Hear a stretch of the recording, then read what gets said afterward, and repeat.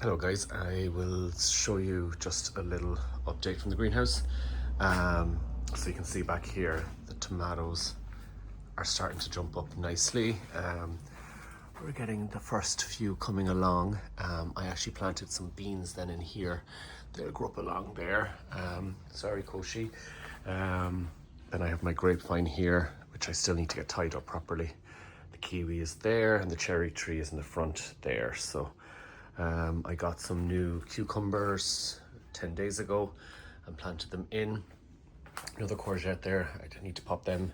I'm getting a pot for the back garden and I want to pop them into that. For those of you that were watching my video last week, I put some Epsom salts here on my orange tree because I didn't think it was overly happy. It definitely has made an improvement. So I'm thrilled about that. There's a lot more green growth on the plant.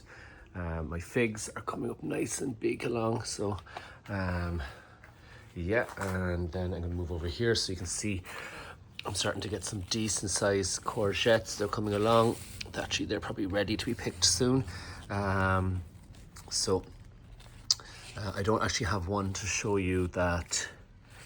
No, they're all, see this one here. So I've seen online some people asking like, why is the ends of their courgette going soggy?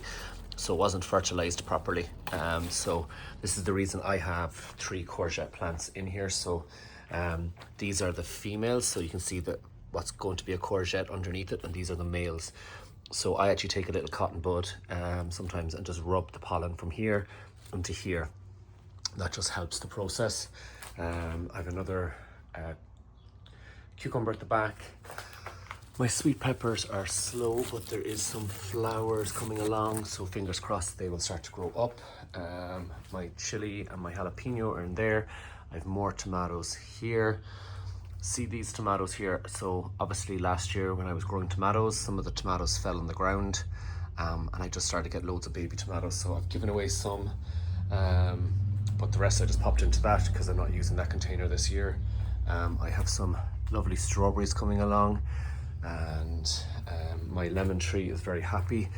You can see in there, they're the start of what will be some little lemons. That's my second lemon tree, which this year flowered for the first time, but I might not actually let it set fruit this year, just to continue to let it grow. So that's the greenhouse all in here. Temperatures since this weekend have risen. I actually looked at a video from last year, and this time last year I was more ahead. But it's because our evening temperatures were still quite low up until this week. So fingers crossed. It's 22 degrees now, and last night it was, sorry, it's all dirty. It was 11 degrees. So that's much better for the plants. That will force everything to grow on more. So I'm going to take you outside. You can see here my raspberry canes. We're starting to get some decent raspberries, but I'm just picking them and eating them as they go along. The rhubarb has taken off. I have onions here. They've really grown. And then my radishes here, they're getting really nice and big. Actually, they could do with a little bit of water. You can see in here we have a pigeon that likes to eat them. Then I have my black currants, my elderflower, and my pear tree.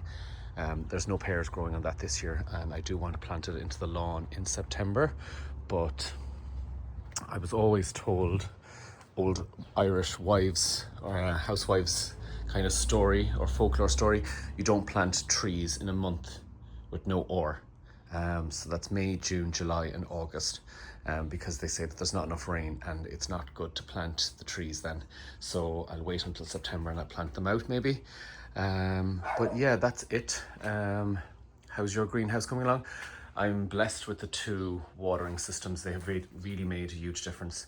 The second one, you can see I just sometimes move the hose around or the piping around, because especially with the pots, they don't need water every single day. So I kind of just come in and alternate them between the orange, the fig, the apple, and there's 2 oak saplings, the cherry tree. And then if I feel everything's watered enough, I just move it across then to the tomatoes and give them a little bit of extra water, because they're going to start getting thirsty now that they're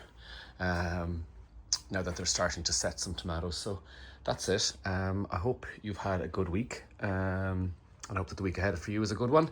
If you have any comments or questions, please feel free to drop me a message.